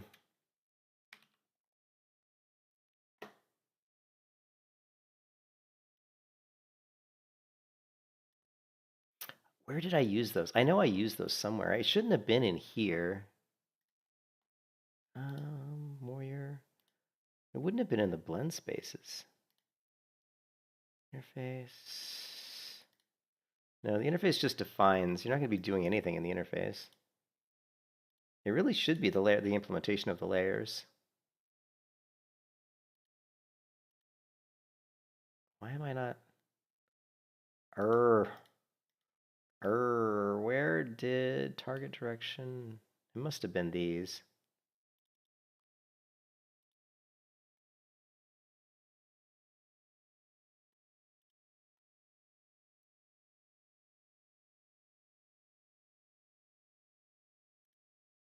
Yeah, you can see we've implemented the interface, the ALI Terra character interface.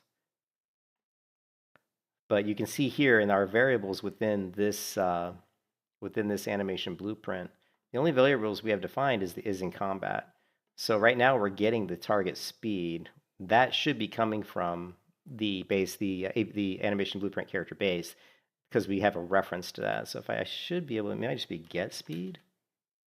Get speed. I wanted to show you guys how it actually will show up in this like search. Speed. Get speed. I just can't remember how I did it. Maybe get player speed? No. Player speed, no. Speed. No. Crap. It might just be have to drag it off of here. Get speed. Let's see, there's default get speed.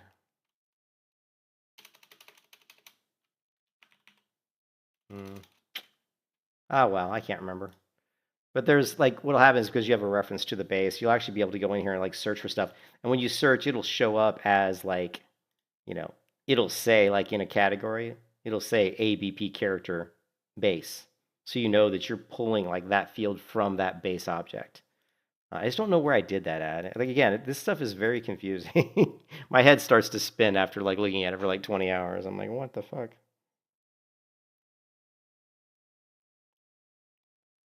I wish I could show you that though. I can't remember where I did that at. Default. Here's our full body locomotion. And you can see here's the full body locomotion. You can see it's using the blend spaces. This is the only animation event layer that's configured properly currently, which is why that's all we see when we go to the main blueprint. And we go to the animation graph. The only one that's currently linked up is the full body locomotion because it's the only one we've configured. So right now, the full body locomotion event animation layers is going in directly into the output pose. So, And here's our event graph. Maybe it was in here that I did it. But it wouldn't make sense because here, of course, we already have the reference to it. Let me try something here. Get active rotation target. I think it's here maybe. Well, that's character movement. No. Velocity, shut speed. I'm just curious. Let me take a look. Get spawn world partition. It wasn't here though. Well, this is going to drive me nuts, man. This is the way I'm with programming. When I can't remember how to do stuff, it'll drive me insane.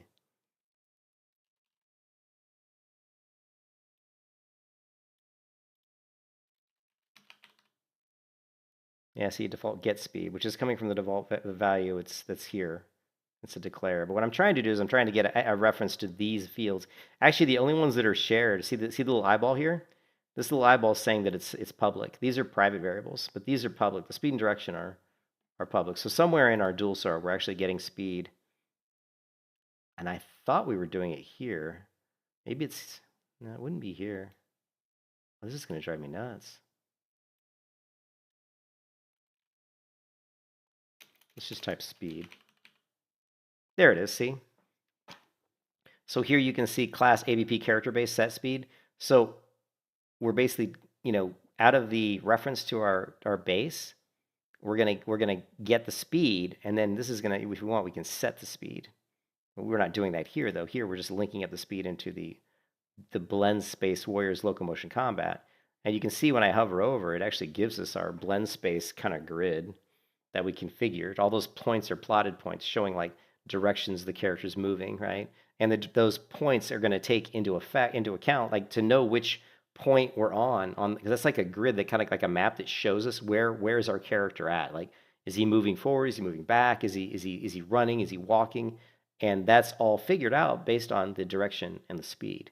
So these two variables, the direction and speed, are being passed to the blend space Warrior Locomotion Combat blend space, because remember, different animations are going to play whether we're in combat or not. Like if we're in combat, my weapons are probably going to be drawn out, right? And if I'm not in combat, they're not. So if I'm walking, so if you go into my sword animation, I bought this animation kit, which was not cheap, by the way, but this one was really good because it kind of had what I was looking for. Because I'm not going to sit here and create a bunch of animations. I'm not skilled enough with that kind of stuff to do that right now. So I went and got the dual swords. This one. And I have access to every single animation, right? In fact, let me show you this in a different way.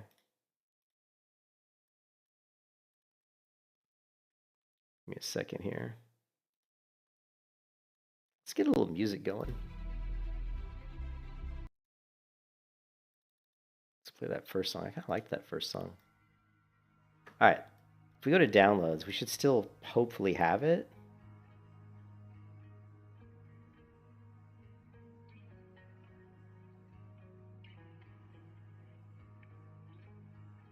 Okay, so these are all the animations that come with that package. I think it was expensive. I mean, it was like 50 or 60 bucks. But you're going to get all of these animations. And this is a little program they put together to show you what they look like. So here's an offset idle, right? These are just like animation, offset idle. Like here's like you're in combat and you're turning. And obviously, if you're in combat, your weapons are drawn, right? So that's why they're out. Here's where you're blocking, and you're turning while blocking. And here's your combat one, right? That's what it looks like. That's your animation. There's a tornado. These are different combat animations they've created. Combat, there's one, they got some in the air, some not in the air.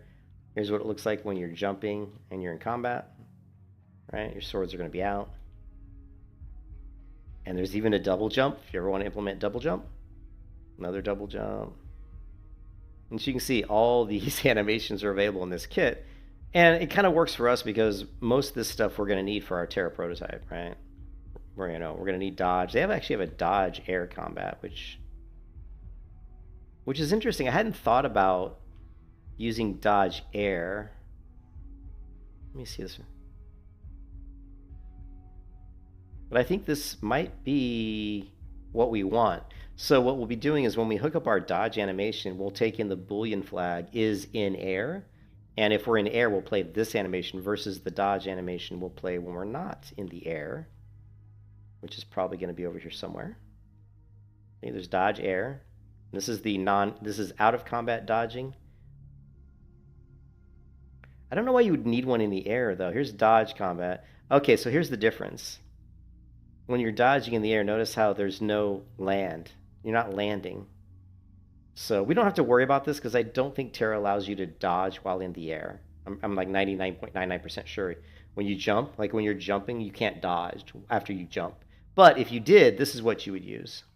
You would jump, you would like jump, then dodge, and you would use this animation. Whereas if you weren't jumping in the air and dodging, you would use this animation, where it's just going to dodge. And you can see it's got like a slide, kind of slide to a stop. That's the combat one. Where's the non-combat? And there's also a dodge to run. Interesting. So yeah, so there's a lot of, and all these are going to be set up with booleans. Like if you're dodging and you're also running, then use this animation. If you're dodging, not running, and you're not in combat, use this animation. If you're dodging, not running, but you're in combat, use this animation.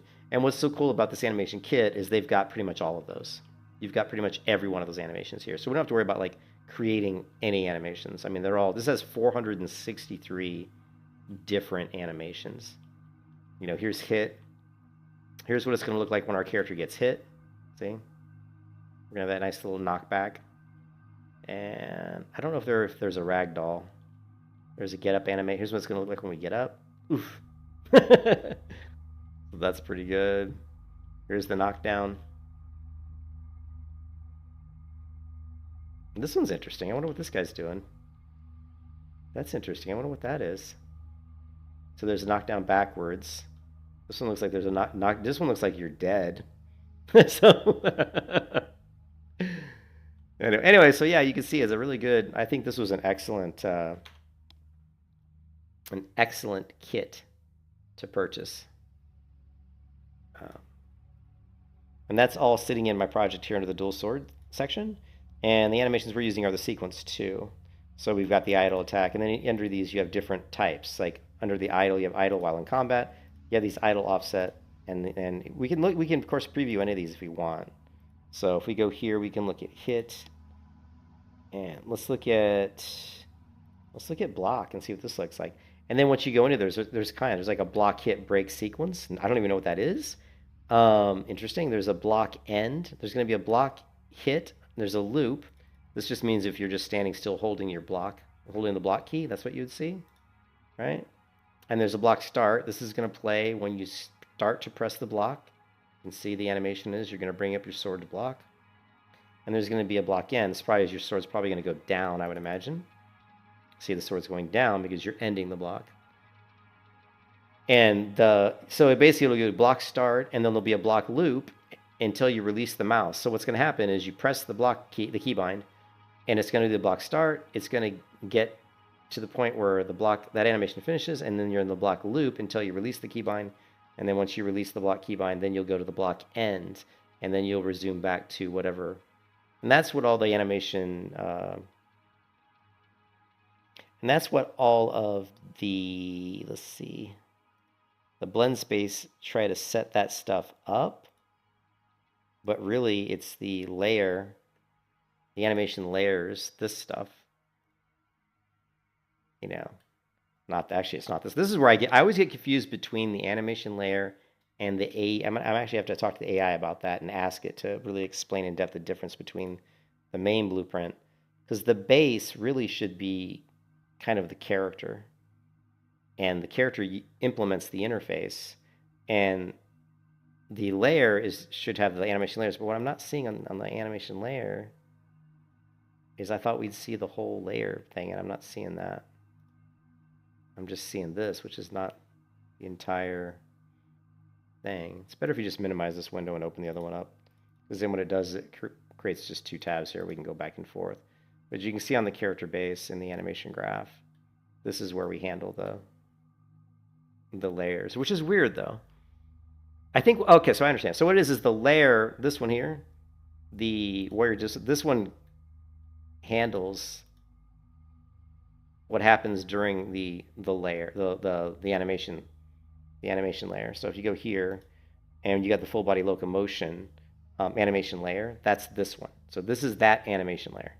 And then when you go to the character base, this one just has a reference to that layer, right? If we go to the class settings, we should see that we implement the interface, the Terra character interface. And the Terra character interface is what defines all of these layers that we're using, right? So if we go to the interface, we should see that. You can see here, this is the where we've defined our interface, and the interface has these layers to it. It's really just a kind of like a regular coding contract. I wonder if we can view this in code. Let's see if I can say, what happens if I double click it? It just gives you a little preview.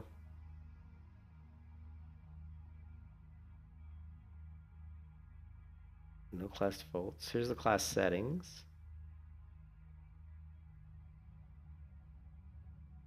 And there shouldn't really be much code. Output, here's the console command.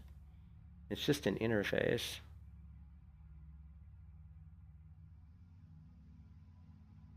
Still, though, I would think you'd be able, somewhere in here, maybe it's on the interface itself. If we right-click it here, we should be able to view the code. View, edit, open the selected item for edit.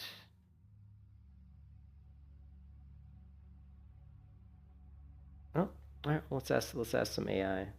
How do I view the C++ code for an interface or blueprint?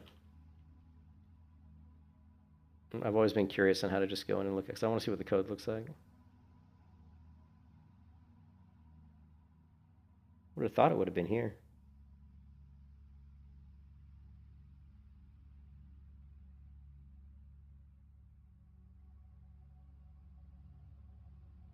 Right-click the asset. So it says asset actions.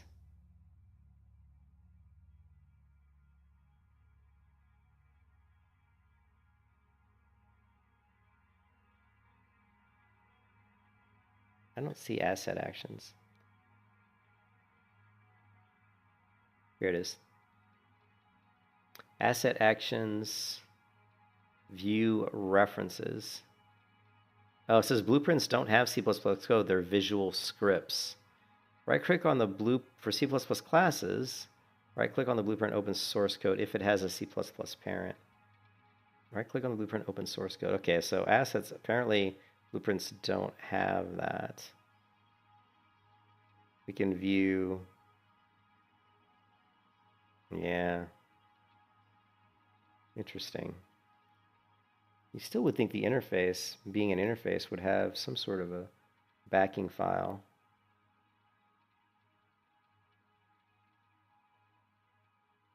We could show the metadata. No metadata found. Huh. I'm surprised.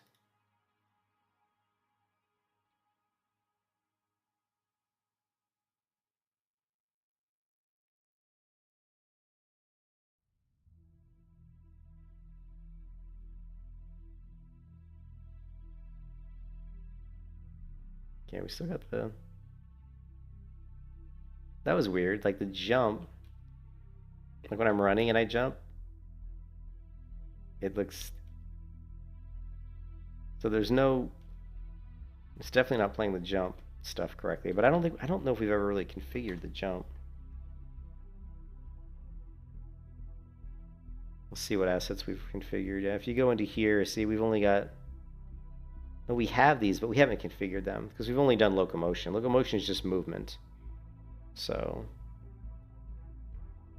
yeah, so we haven't configured that. Anyways, this is what I've been messing around with for the last few days. He said Bitcoin won't do anything until clarity. I don't know what's going on with Bitcoin. I mean,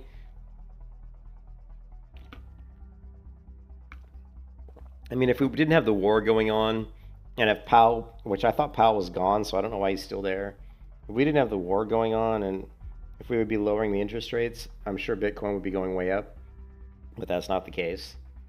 I think the big thing for Bitcoin is the Clarity Act. As long as they get the Clarity Act passed, and then as long as the quantum computing doesn't affect the blockchain, as long as the blockchain can be validated to be quantum computing, immune, to be like not be affected by quantum computing, that people can't hack into the blockchain. As long as that's the case, then I think those are the two most important things, in the future. I would think. So.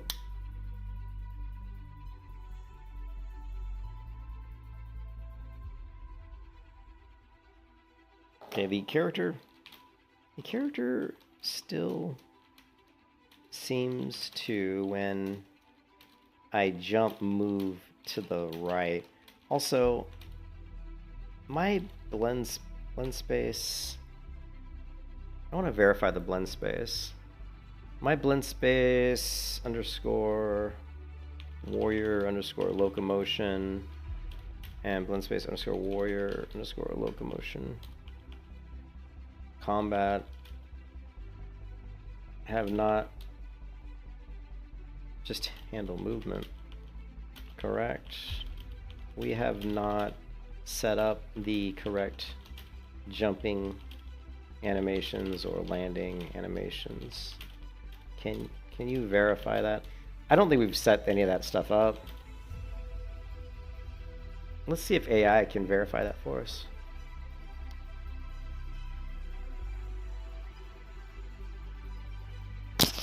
So the problem with AI is, they call it vibe coding. Vibe coding is where you ask the AI to do stuff for you, or you ask it like, how can I do this? And then you basically just take what it told you to do and do it. You're not really creating it on your own. You're just basically letting the AI do it.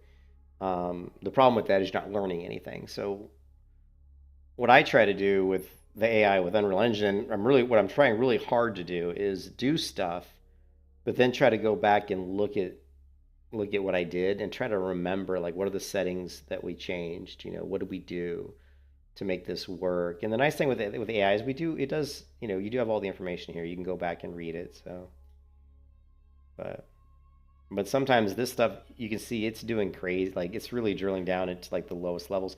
A lot of times you'll see it grabbing GUIDs and stuff like, oh, like this process is ID, 167, it's grabbing all these IDs and shit.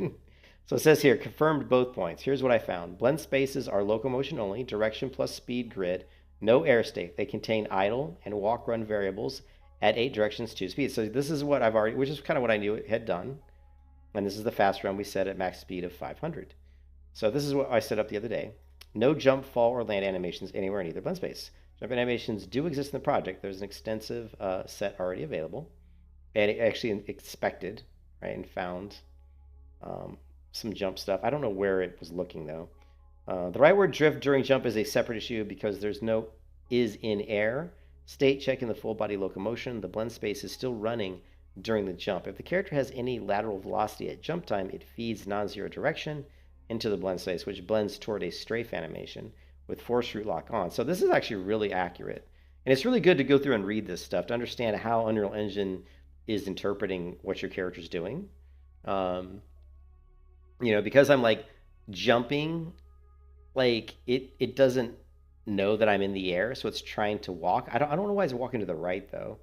Blend space is still running during the jump. If the character has any lateral velocity, which really it doesn't, it feeds a non-zero direction into the blend space, which blends towards a strafe animation. So it sounds like what it's saying is it thinks that I moved right or left, which I don't. Which I didn't, because if I jump, there's no move. I'm just hitting the space bar, and the character's still kind of turning to the right, which I don't know why it's doing that. And the description that the agent gave me really doesn't explain that. It seems to think that I'm moving to the right while I was jumping, which would explain it, but that's not the case.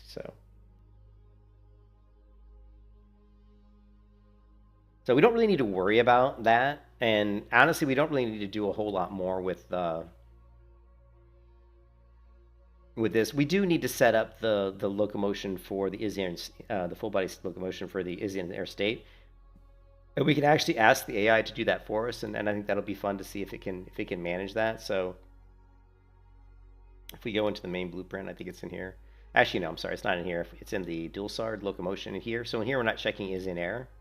So we're determining, all we're checking right now is the speed and direction. And then we're not even checking, well, we are checking if we're in combat. Because if we're in combat, we're going to be playing these animations, these locomotion animations. And if we're not in combat, and that's why it's true. So if is in combat equates to true, then we're using this. If in combat is false, we're going to use this. Now, right now, we're not setting combat, right? We're not setting up. We could try it though. And we don't have weapons equipped though, so it'd be kind of hard to see. The hands would look like they're positioned probably up in the air. So, but I think what we can do now, which should be a nice little test for the AI, is to just go into the window here and go to the agent and say, hey, can you, for the full body underscore locomotion, can you implement a check for is in air? And I don't even know if I have a variable for that. I don't think I do. We don't. And we're probably going to want that.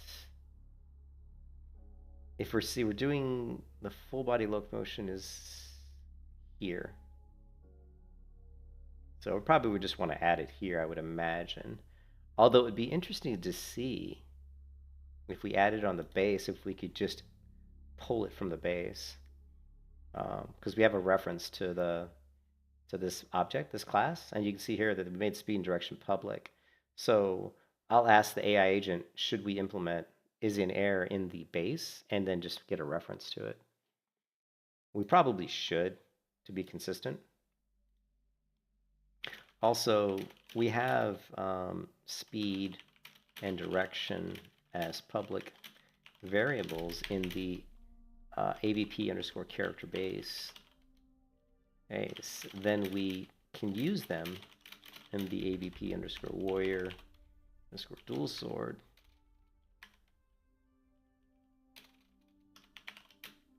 Via a reference. Should we add the is in air to the AVP character base?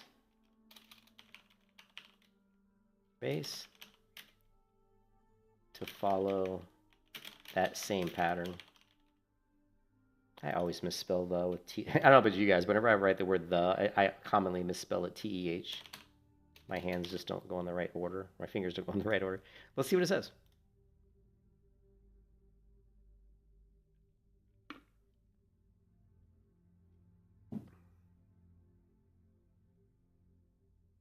It says yes, absolutely, which I figured it would say that. Follow the same pattern. Building is in air belongs to AP character base alongside speed and direction. Dual sword reads all movement state through character base reference, so it should never calculate its own movement data. It's going to try to add me now, but I don't think it can. I think it needs me to add it, but let's see. I'm not sure if it can add it itself. The AI does most of its stuff through Python commands in the console. And you can see a lot of times the commands fail, and there's certain things it can do, certain things it can't do. We're currently in the base, so if it does create that variable, we'll see it pop up over here automatically. See, the thing that I would say, and I actually got an email from the people who made this add-in.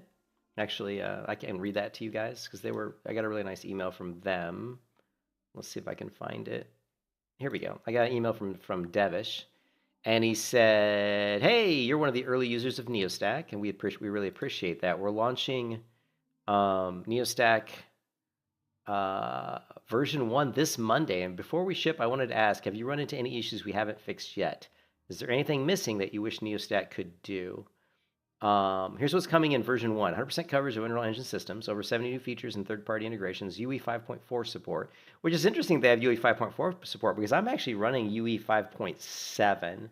So honestly, I didn't know when I created this project that I was going to be using this add-in. Or no, I did actually know. It would have been better for me to probably run a version of Unreal Engine that this add-on's fully up to speed on. But for now, I'm fine because we're still just learning how to do stuff. And then he says there's a new desktop app launching next week. So I guess we're going to be able to run this in a desktop app. I don't know why you'd want to do that. So I'm not really sure what that, I guess maybe to keep it separate from being run from inside the application, I guess. So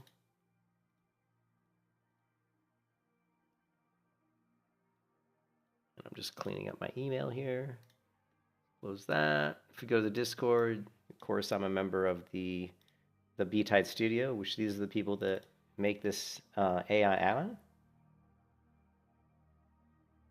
I'm going to edit this and just say, can we do a strike through?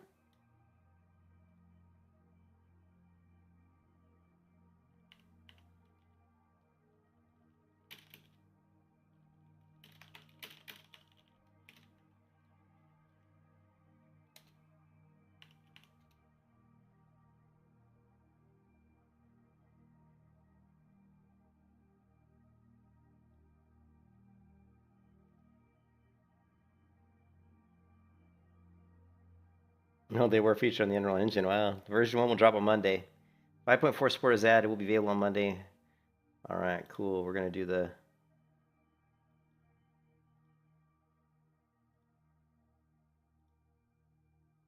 This is it. This is what we're using for the AI.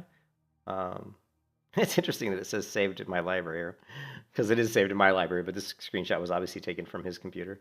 Neostack AI is what we're using, which is the agent integration kit. It's got 4.5 stars, only 49 reviews, but it's pretty good. It's pretty expensive. I think it's like $100.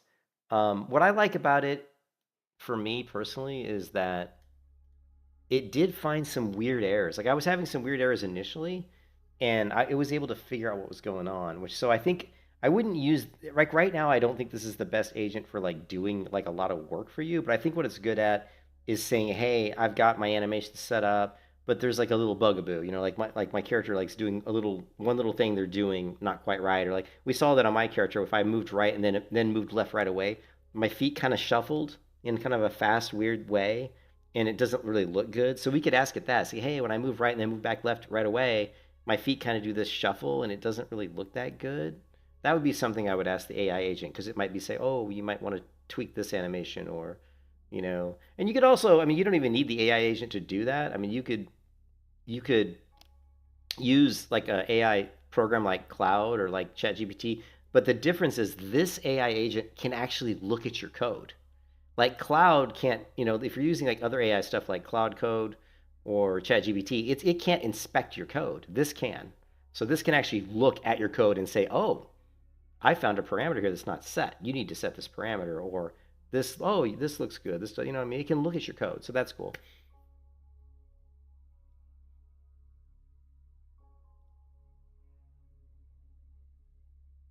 Yeah, see, I can't guess. So I don't see that it created the value yet. Nodes and data flow are wired. Now I need the GUID of an existing set direction node to chain the exact. Let me. So sometimes it takes a while to do. The other thing that I would say bad about this AI is sometimes it takes a long time to do something that I would think would be pretty simple. So if you know that you can do something without the AI, just do it. Like, don't ask the AI to do something that you could do. Like, I asked it this just because I wanted to see how fast it could do it. But I knew how to go in and add the variable. I wasn't quite sure how to wire it up exactly in the full body locomotion, but we probably could have figured it out. The other thing is I see it do is a lot of times I'll see it kind of go through what looks almost like a loop. It'll be like, oh, I know what I need. Let me do it. And then it'll like, oh, wait a minute, that's not right. That's not right. And then it'll come back 2 minutes later. Oh, I know what I need to do. Let me do it. And then, oh, that didn't work. So it'll go through this like iterative process. See, it says, good, I have all the IDs I need. Let me find the casted character and get character movement, then wire everything up. Now I have all the IDs. Well, you just said that. Let me add the nodes to the event graph, then update full body. Actually, while it's doing that, you can look to see, right? Like we can go into the full body and see, has it actually done any of this stuff? And right now we can see that it really, it currently has not changed anything in here. And it hasn't added the variable, the is in air. So as from what I can tell, it really hasn't done anything. Although it does say it needs to be compiled, so that means it's done something. You see here where we got the question mark. That means something's changed about this, the AVP character base that's going to require. Let me see, did it add anything? I don't see anything. Oh, yeah. Oh yeah, see these overlapped items?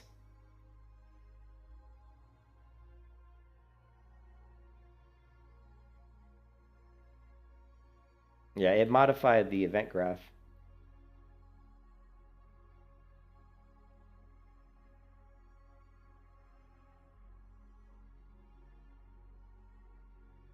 And there's the is in error, see?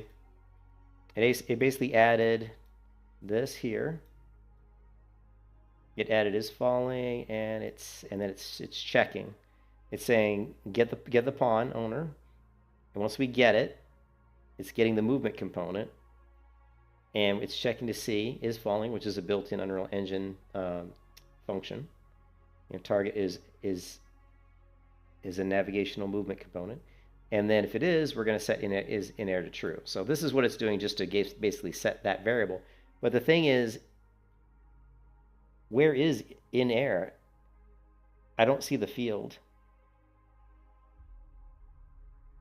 Like, I would have thought we would have had to have the field here.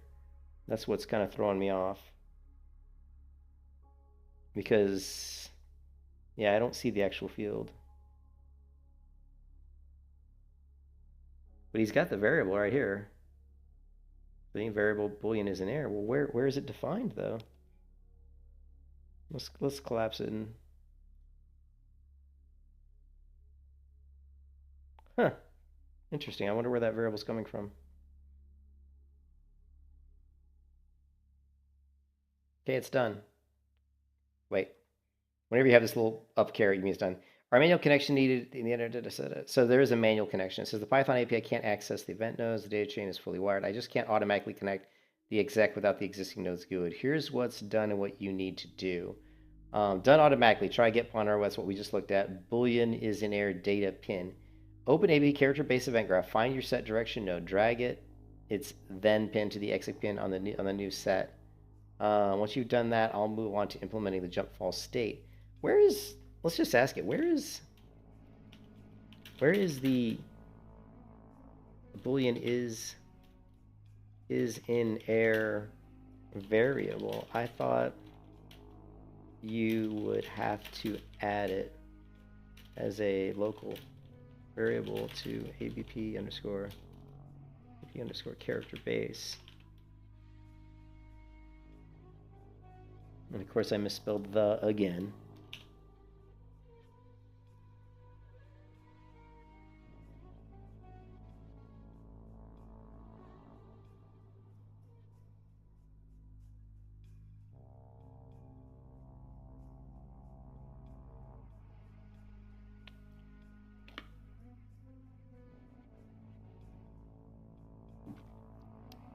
Anyways, I can see a lot of people are dropping off the stream, which is fine. I know you guys got stuff to do. Nobody wants to sit here and watch me fucking around with Unreal Engine. Anyways, you guys, I don't know who's in the stream now, but if you want me to stop the stream, I will. Just let me know. Variable exists in the blueprint, but the class hasn't been compiled yet. That's why it's not visible. Why is it in the blueprint, though? I thought we just talked about it not being in the blueprint. Okay, I'm a...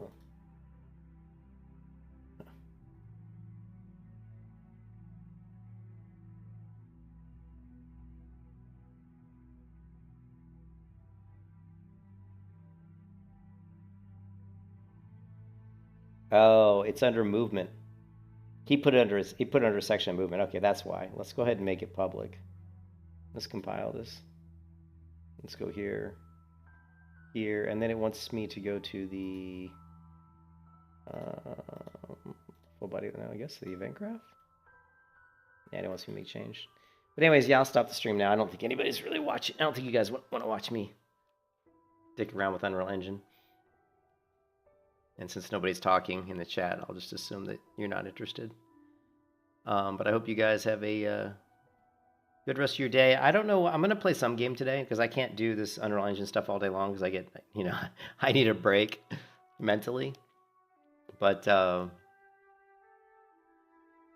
yeah, I don't know what I'm going to play, but I'll play something at some point today. And I hope you guys are having a great Saturday, though. And I'll catch you in the next stream. Maybe later tonight or something.